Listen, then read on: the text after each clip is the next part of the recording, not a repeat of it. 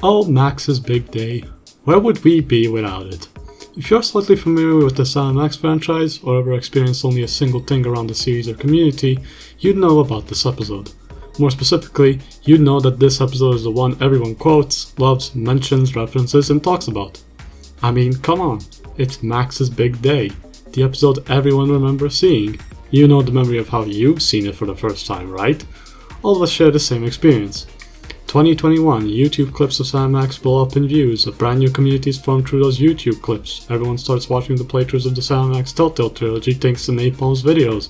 We all love the games, they become our favorite games ever. We then start watching the cartoon through YouTube again, through that very old, dated and low quality playlist that looks like it was recorded with a broken down rusty pipe. We get horrified with the ending of episode 1, and after one confusing episode later, we finally watch Max's Big Day. What a great episode it was to remember. It had such great clips like, "Are you aware there are children watching?" Oh, how classic. Oh, and the moment where Sam thinks Max got injured, goes crazy, and then Max tells him he's okay because he got worried for Sam's reaction. Oh, how cute. How lovely of those two. Oh, and I especially like the part where, Sam and Max, let me phrase that. I like the part where the Guinea Pigs, where'd they, what happened in this episode again? Max's Big Day is such a weird episode to talk about.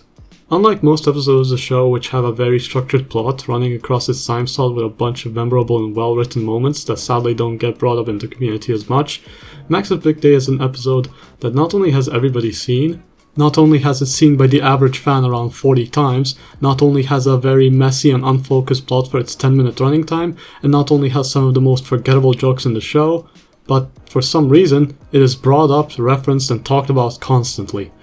Now listen, this intro may sound like I'm going to go through yet another piece of media loved by many, only for me to just stick out like a genius and say, no, it's bad actually. It's common for me to look like a contrarian in my videos. Heck, it's common for me to look like a contrarian all the time. To make things clear, Max's Big Day is not a bad episode. It is good enough to be remembered as a part of the show. But good enough to be remembered by everyone everywhere for the last 4 years? Give me a break. I made a whole video on one of my favorite episodes and that only got 80 views.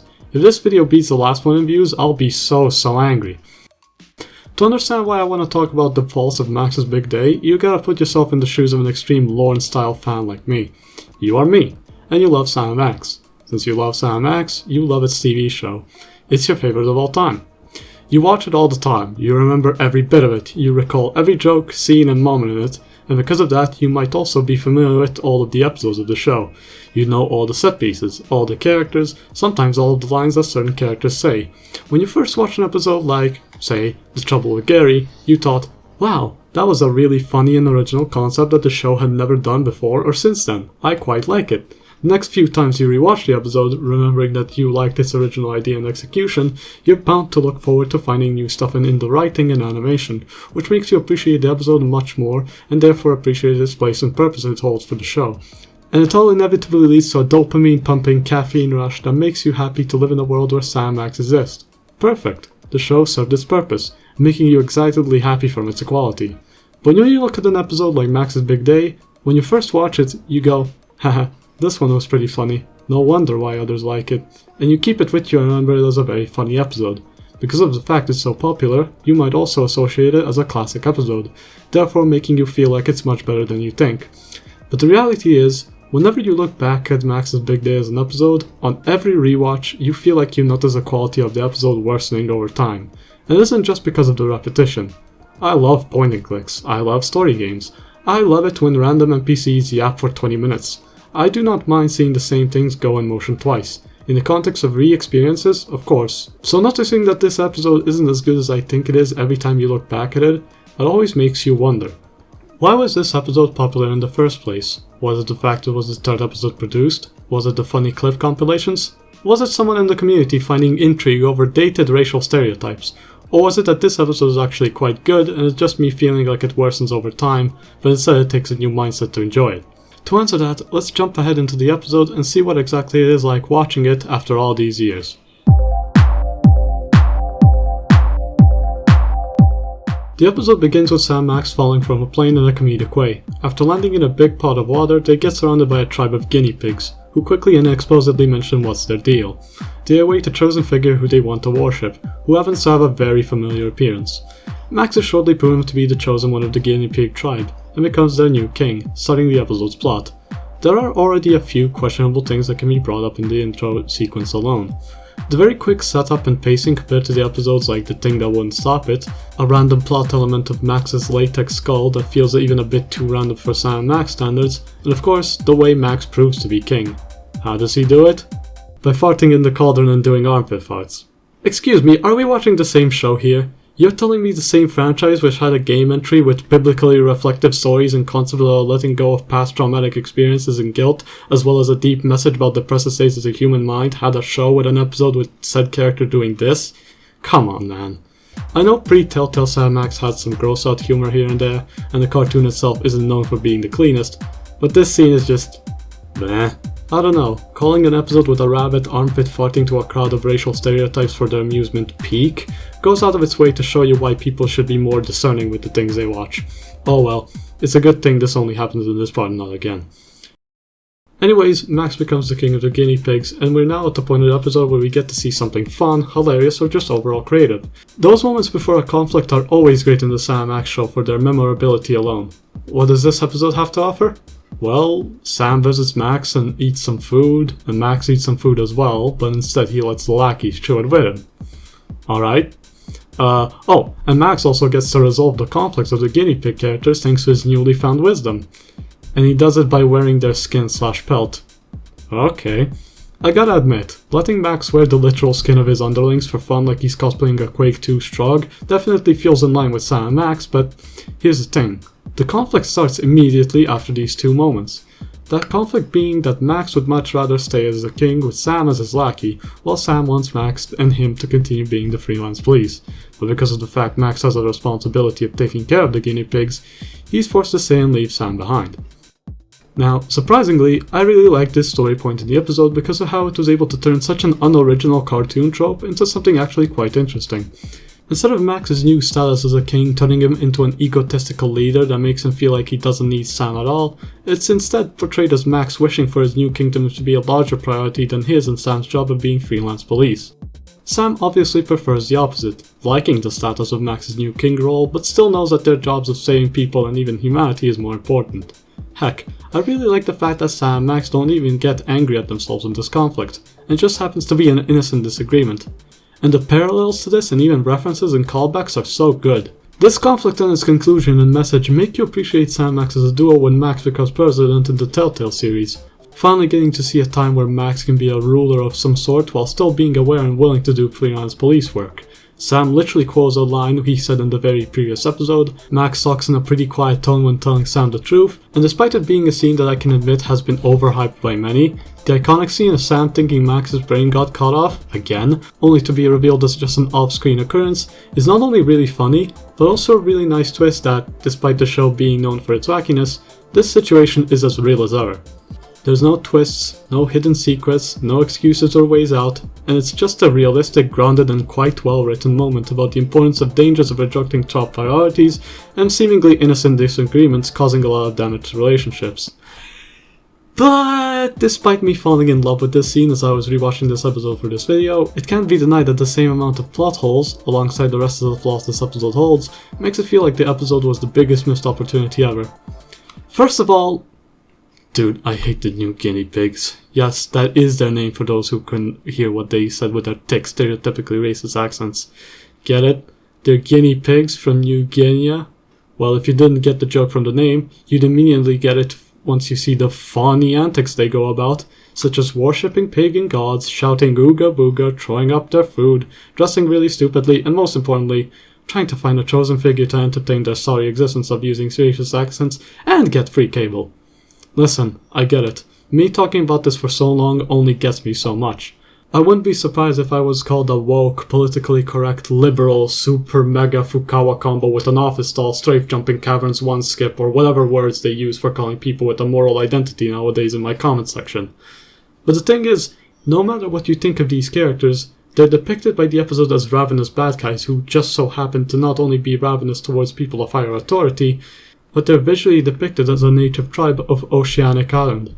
And the worst bit, the tribe these characters are based on, the Papuans, the people who are born from and live in New Guinea, are known to be really friendly.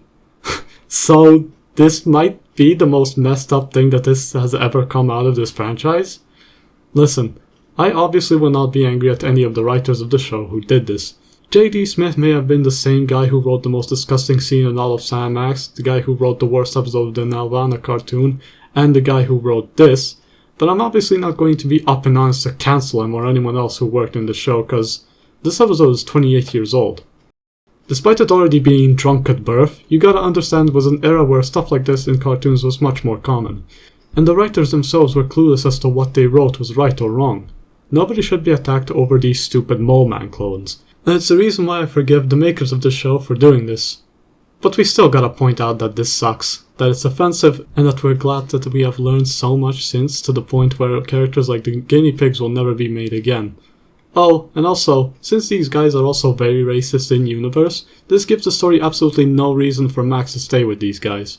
Dude, Max, you kill fascists and racists every afternoon and punch Nazis for breakfast. Are you sure you really want to associate yourself with offensive caricatures?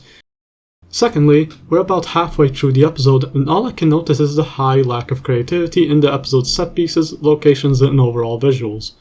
Just like Max's Big Day, the last episode we looked at, They Came From Down There, was aired around the beginning of the show's release. Why is this important? It's because that time interval of the show's life was known for being quite rich in its visuals. It isn't to say the rest of the cartoon isn't great visually, heck, it's the opposite of that, but this era starting from episode 1 to episode 9 was quite known for having a bit more down-to-earth environments and very clean and on-model appearances of Sam Max. In my last review, I described They Came From Down There as a very special episode because of the fact it had many great looking environments, the details were so great, and the overall presentation for what the episode was trying to portray was top notch. A lot of these points can be pointed towards all the other episodes from this era, except for the second show ever. But aside from that episode, there is yet another that doesn't align and match with all the points I made for the show's earlier visual style, and that is Max's Big Day. If you don't count the beginning with Sam Max falling from the sky, this episode only consisted of 2 whole locations. The island with a bunch of trees and the building in which Max is kept in, where the place also consists of only a long hallway and the throne Max sits in. This is quite disappointing considering the episode's concept. When you think about a character becoming king and having his own place to reside, what would you imagine?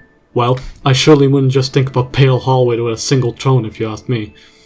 The visuals in both of the 2 locations and the overall fact there are only 2 locations make this episode just much more boring to watch every time. This really sucks, especially since Sam Max show has previously proved that it can make a compelling and actually visually unique story with only a small amount of locations. Think back to episodes like That Darn Gator or The Invaders. In the former, we have an episode that takes place mostly in Sam Max's home, and in the latter, we have an episode literally taking place only in Sam Max's office. The reason why those worked with their location selection was because of the simple fact that not only were the episodes built to be revolved around one spot, but also because other things such as the visual gags, expressions, movements, details, and much more. Max's Big Day is sadly just an episode that does not seem as visually impressive when comparing it to the rest of the show, which sucks a lot considering that the cartoon's art style being faithful to Steve Purcell comics is really praiseworthy and a big part of why this show is loved so much. And the third and final thing about this part of the episode, well, it's pretty obvious that with the combination of the racist stereotypes, the nowhere near interesting visuals or jokes, nowhere near creative funny moments, context, or just world building in this episode just cannot stand on its own with only one good scene. Max's Big Day is a very bare bones episode. Whenever you think of it, you either think about the 2 funny moments it has or the one really good scene in it, but that really is not enough to justify it as a classic, especially with the fact it holds probably the most controversial characters in the franchise, doesn't do anything cartoonish creative with its setting, and just isn't that great of an episode that represents the media it parodies. And yes, you heard that right, Max's Big Day is a parody. It parodies a short story called The Man Who Would Be King, a story by Rudyard Kipling about 2 British adventurers in British India who become kings of Kafiristan. This story is actually quite known, especially because it was the story that was loosely based on in the film Road to El Dorado. Now, I've never read the story myself, especially because despite me being a nerd for media, I'm nowhere near a nerd for literature.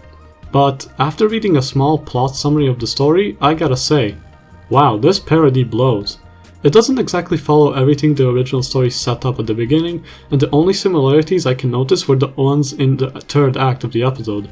But even then, it would be more clear to say that this episode took small concepts from that story instead of downright being a full parody of it, almost like how Versus the Ugly Ones parodied many movies at once. Man, when Versus the Ugly Ones is a better parody than you know you messed up a bunch. But back on track. All of these factors make this episode quite boring to sit through after a rewatch. Fine for the first time, but again and again, nowhere near as good. So now, we should end this off by discussing the third and final act. Just how will this episode salvage itself by now? Will they be able to add something worthy? Well, after Sam goes away without Max and Max keeps being king, although in a bored state of mind, the Guinea Pigs bring him a very disturbing present. Sam's own skin pelt. Ouch.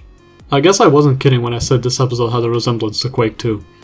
This obviously saddens Max because of his dumb action, but then out of absolutely nowhere, Sam begins to speak and says he's fine, and explains that he was able to collapse all his bones and organs into tricking the tribe into thinking that he got attacked by them? What? This scene makes absolutely no sense.